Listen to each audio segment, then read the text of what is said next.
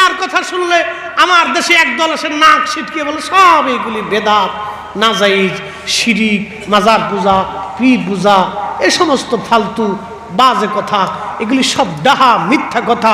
তাসাউফের কথা আসলেই কেন শিরিক আর বেদাতের প্রশ্ন আসে? কারণটা কি? এরা কারা? এটা একটা জাত। এরাই মূলত আসছে আউলিয়া কেরামদের রাস্তাকে বন্ধ করে দেওয়ার জন্য। আধুনিকতার ছোঁয়া, বেদাত আর শিরিকের ফতোয়া আজকে তাসাউফের বিদ্যা সমাজ থেকে, মুসলিমদের ভিতর থেকে যখন উঠে যাবে, এই তাসাউফি শক্তি, তাসাউফি বিদ্যা, ইলমে লাদুন্নি, খাজা বাবা আজমিরি যে বিদ্যা এনেছিলেন, দাতা গঞ্জবাগ যেটা এনেছিলেন, হুজুর খাজা বাহাউদ্দিন নকশবন্দ বুখারী যেটা এনেছিলেন, মুজাদ্দিদ আল ফিসানি, শাহজালাল ইয়ামানি, কুতুবউদ্দিন কাকি, নিজামউদ্দিন আউলিয়া, দাতা গঞ্জবাগ আউলিয়া কেরাম যেই বিদ্যায় জমিনে এনেছিলেন, সেই বিদ্যা যতক্ষণ পর্যন্ত এই জমিনে না আসবে, হাজার বছর মুসলমান এদেশে রাজত্ব করলেও ইসলামিক তো হুকুমত কায়েম হবে না, আল্লাহর কোরআনের দিন এই জমিনে হবে না।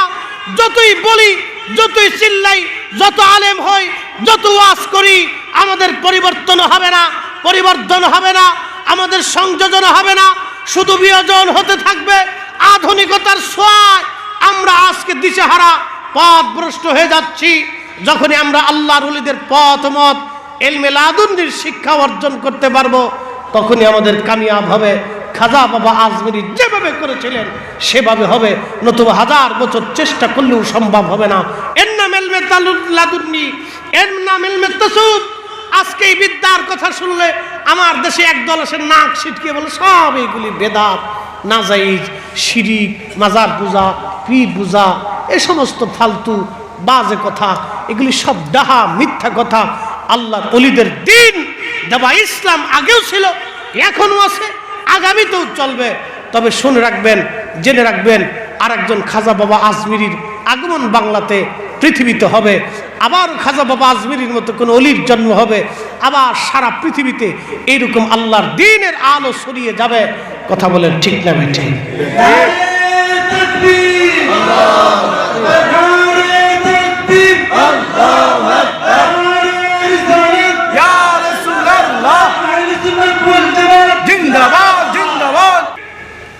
খাজা বাবা আজমিরের জবানের ফয়জুদ সেই দিন কেমন ছিল? শাহজালাল ইয়ামানি মুজাররিদের জবানের ফয়জুদ সেই দিন কেমন ছিল? খাজা বাবা আজমিরের ওয়াজের ফয়েজ কেমন ছিল সেই দিন? না ইউটিউব, না চ্যানেল, না মিডিয়া, কিচ্ছু না।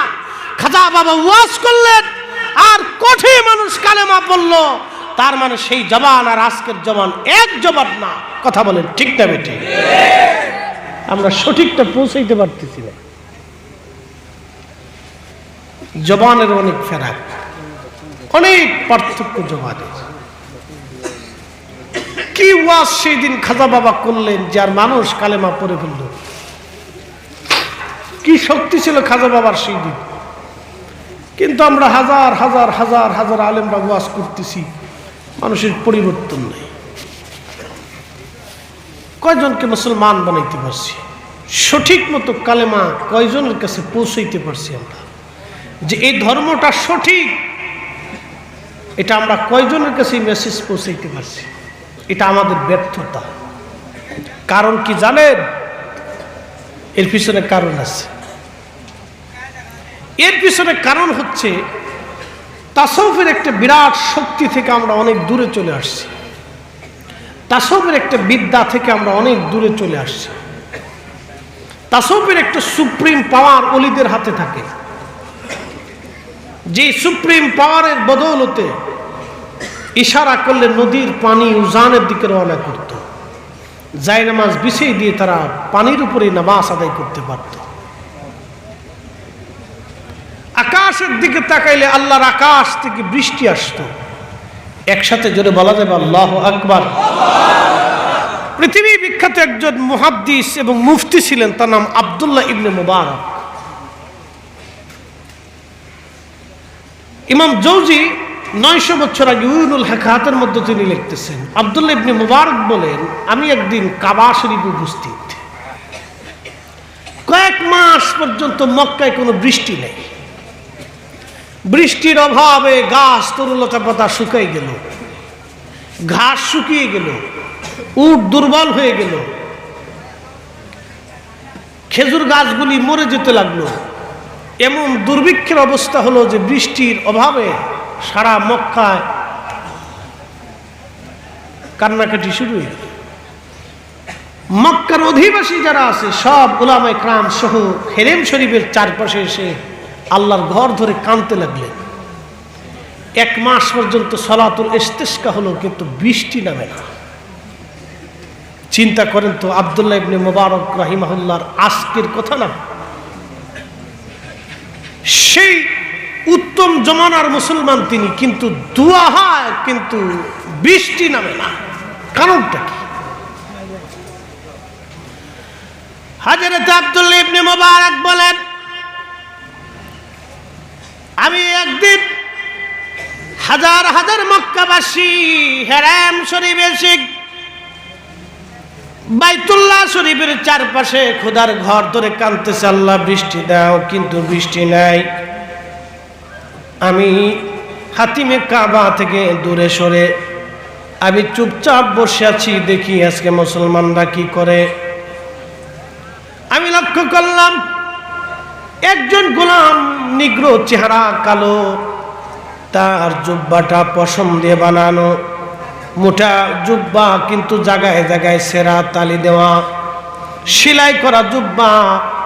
আব্দুল্লাহ ইবনে মুবারক বলেন, এই জুব্বা খানা পরে একটা চাদর মোড়া দিয়ে একজন কালো নিগ্রো লোক আসছে, চেহারায় মলিন আর চুল দাড়িগুলি এলোমেলো, জুব্বা তার জায়গায় জায়গায় তালি দেওয়া সেরা,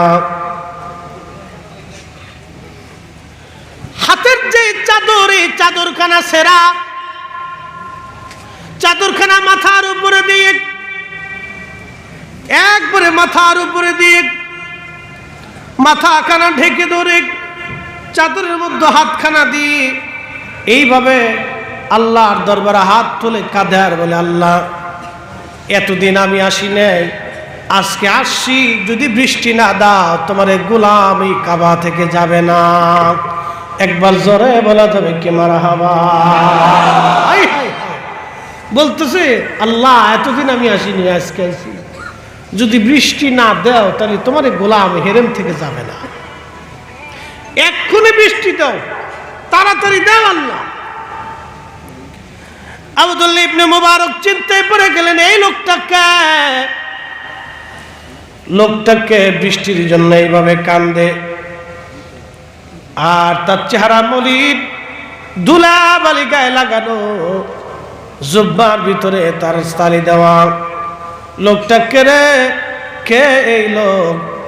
ওই অবস্থায় চাদর মোড়া দিয়ে কান্দে, আল্লাহ যদি বৃষ্টি না দাও তোমার এই গোলাম হাতিম থেকে আজকে ফিরে যাবেন, আল্লাহ তাড়াতাড়ি বৃষ্টি দাও, এতদিন আমি আসি নাই, আজকে তোমার কাছে আসছি। মক্কার মানুষের কষ্ট হয়, আল্লাহ তাড়াতাড়ি বৃষ্টি দাও।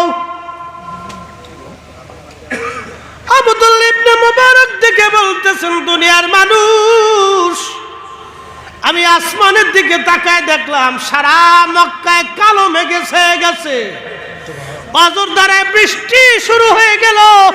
চিৎকার মেরে জোরে বলবেন আল্লাহু আকবার। তেলের গাড়ি তেলে চলি, হাওয়ার গাড়ি হাওয়ায় উড়ে, বিনা তেলে চালায় গাড়ি নবী সুলাইমান। আমরা সেই মুসলমান, আমরা সেই মুসলমান। তুমুল আকারে বৃষ্টি শুরু হয়ে গেল। এত পরিমাণে বৃষ্টি হলো, আব্দুল্লাহ ইবনে মুবারক বলেন, ওই লোকটাও রওনা করলো, আমি তার পিছনে পিছনে রওনা করলাম, যে এরে সারা যাবে না। এই লোকটাকে চাইতে দেরি হলো, আসতে দেরি হলো না। কে লোকটা কে যে চাইতে দেরি হলো, আসতে দেরি হলো না।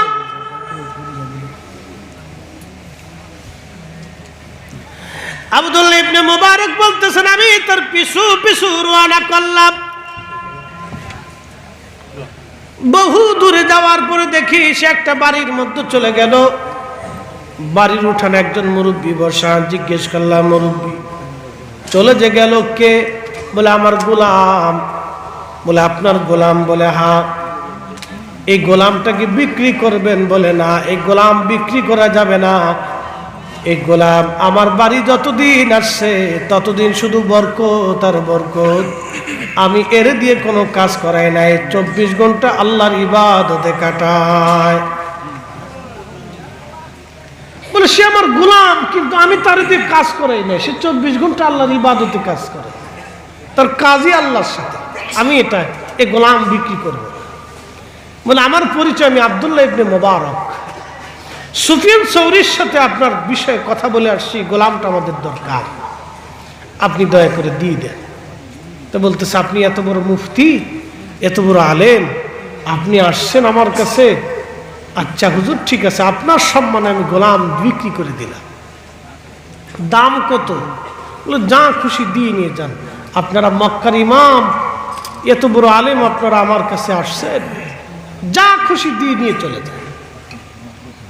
তো পরে অল্প টাকা দিয়ে কিনছে, কিনে নিয়ে আসতেছে। পথের মধ্যে গোলাম বলতেছে, হুজুর আপনি তো আমাকে গোলাম হিসেবে কিনে নিছেন, তা আমার কি একটু সুযোগ দিবেন? রাত্রিবেলা কিছু নামাজ আমার বাকি পড়ে গেছে, একটু আদায় করতে চাই। আচ্ছা ঠিক আছে, করো। তো পার্শ্ববর্তী এক মসজিদে ঢুকে সে নামাজ পড়তেছে। নামাজ শেষ হয়ে মসজিদ থেকে বের হইয়া সে আব্দুল্লাহ ইবনে মুবারককে বলতেছে, হুজুর মাফ করে দিবেন, আমি পৃথিবীতে বেশি সময় থাকবো না, আমার আল্লাহর সাথে কথা হয়ে গেছে, আমি আল্লাহর দরবারে চলে যাব। তো আব্দুল্লাহ ইবনে মুবারক বলতেছে, বেটা আমি তোমাকে কিনছিলাম গোলামির জন্য না, তোমার সাথে আমার একটু কাজ ছিল, তোমার হাকিকত আমি জেনে ফেলছি। বলতেছে, হুজুর হাকিকত জানছেন বিধায় আমি চলে যাচ্ছি, দুনিয়াতে আর থাকার সুযোগ নাই, আল্লাহর সাথে আমার সলাতে কথা হয়েছে, আমি এক্ষুনি চলে যাব, ক্ষমা করে দিবেন। গোলাম হিসেবে কিনছিলেন, কিন্তু আপনার খেদমত আমি করতে পারি নাই। বলে না বেটা, তুমি আল্লাহর কাছ থেকে একটু সুযোগ চেয়ে নিয়ে আসো, কিছুটা দিন তুমি আমাকে সময় দাও, তোমার কাছ থেকে ওই নিয়ামতটা নিতে চাই যেটা তুমি আল্লাহর দরবারে হাত তুললা আর আকাশ থেকে বৃষ্টি এসে গেল, ওই বিদ্যাটা আমার দরকার, তুমি যেও না। বলতে বলতে বলতে বলতে মসজিদের বারান্দায় কালেমার জিকির করতে করতে গোলাম আল্লাহর দরবারে চলে গেল। এরা সেই ব্যক্তি, এরা সেই মুসলমান, এরা সেই মুসলিম, সেই নিয়ামত তাদের মুসলিমদের হাতে ছিল। কিন্তু আজকে আধুনিকতার ছোঁয়া, আজকে এই আধুনিকতার ছোঁয়া, বেদাত আর শিরকের ফতোয়া, আজকে তাসাউফের বিদ্যা সমাজ থেকে মুসলিমদের ভিতর থেকে যখন উঠে যাবে, এই তাসাউফি শক্তি, তাসাউফি বিদ্যা, ইলমে লাদুন্নি, খাজা বাবা আজমিরি যে বিদ্যা এনেছিলেন, দাতা গঞ্জবাগ যেটা এনেছিলেন, হুজুর খাজা বাহাউদ্দিন নকশবন্দ বুখারী যেটা এনেছিলেন, মুজাদ্দিদ আল ফিসানি, শাহজালাল আমানি, কুতুবউদ্দিন কাকি, নিজামউদ্দিন আউলিয়া, দাতা গঞ্জবাগ, আউলিয়া کرام যেই বিদ্যায় জমিনে এনেছিলেন, সেই বিদ্যা যতক্ষণ পর্যন্ত এই জমিনে না আসবে, হাজার বছর মুসলমান এদেশে রাজত্ব করলেও ইসলামিক তো হুকুমত কায়েম হবে না, আল্লাহর কোরআনের দিন এই জমিনে হবে না। যতই বলি, যতই চিল্লাই, যত আলেম হই, যত ওয়াজ করি, আমাদের পরিবর্তন হবে না, পরিবর্তন হবে না, আমাদের সংযোজন হবে না, শুধু বিয়োজন হতে থাকবে। আধুনিকতার ছোঁয়ায় আমরা আজকে দিশেহারা, পথভ্রষ্ট হয়ে যাচ্ছি।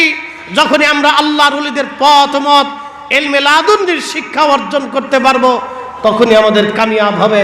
খাজা বাবা আজমিরি যেভাবে করেছিলেন সেভাবে হবে, নতুবা হাজার বছর চেষ্টা করলেও সম্ভব হবে না। এর নাম ইলমে লাদুন্নি, এর নাম ইলমে তাসাউফ। আজকে এই বিদ্যার কথা শুনলে আমার দেশে একদল আসে নাক ছিটকে বলে সব এইগুলি বেদাত, নাজাইজ, শিরিক, মাজার পূজা, পীর পূজা, এ সমস্ত ফালতু বাজে কথা, এগুলি সব ডাহা মিথ্যা কথা। আল্লাহর ওলিদের দিন দেওয়া ইসলাম আগেও ছিল, এখনো আছে, আগামীতেও চলবে। তবে শুনে রাখবেন, জেনে রাখবেন, আর একজন খাজা বাবা আজমিরির আগমন বাংলাতে পৃথিবীতে হবে, আবার খাজা বাবা আজমিরির মতো কোন অলির জন্ম হবে, আবার সারা পৃথিবীতে এইরকম আল্লাহর দ্বীনের আলো ছড়িয়ে যাবে। কথা বলেন ঠিক না বেঠে?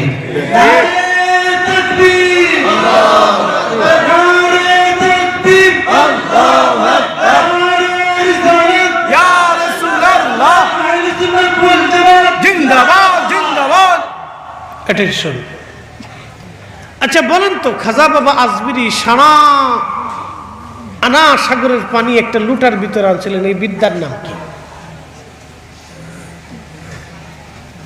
আমার দেশে তো বহু আলেম সহি বুখারী শরীফ পড়ায়। অনেকে বলেন হুজুর আপনি তো বুখারী শরীফ পড়ান, মুহাদ্দিস, তো আপনি একটু পুকুরের পানিটা একটা লুটার ভিতরে আনেন।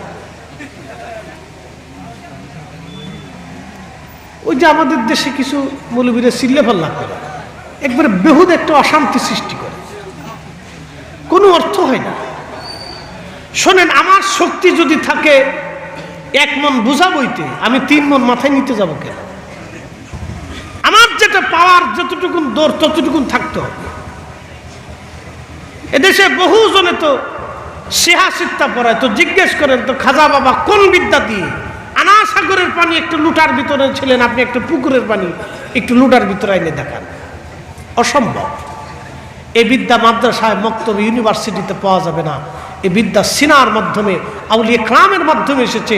এটা আলাদা একটা সবক আছে, আলাদা একটা রাস্তা আছে, আলাদা একটা সাধনা আছে, এটা আলাদা একটা ক্লাস আছে, এটা একটা শ্রেণী আছে। এটা অবশ্যই আপনাকে ক্লাস করতে হবে। এটা শোনা, আমার দিকে তাকান। আমাদের দেশে অনেক লোক ফকির আছে না, তাবিজ কবজ দেয়, আছে না নেই? কিছু কবিরাজি করে।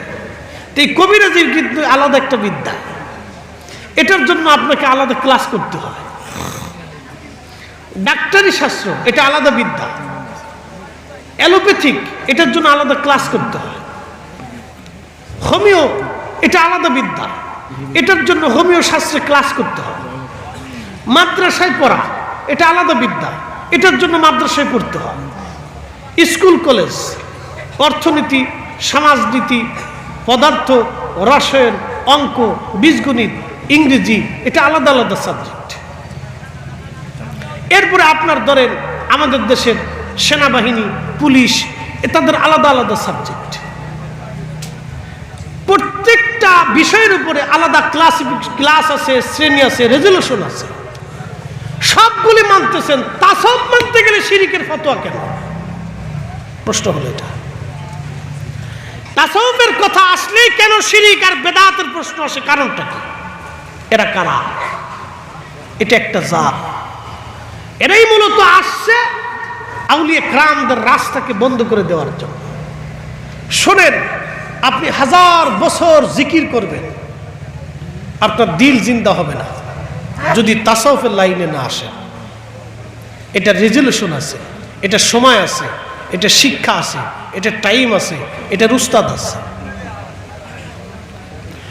প্রিয় মুসলমান, আসামবাসী, এই বিষয়ের উপরে আমি আর লম্বা কথা বাড়াবো না। যারা বুঝার তারা বুঝে গেছেন।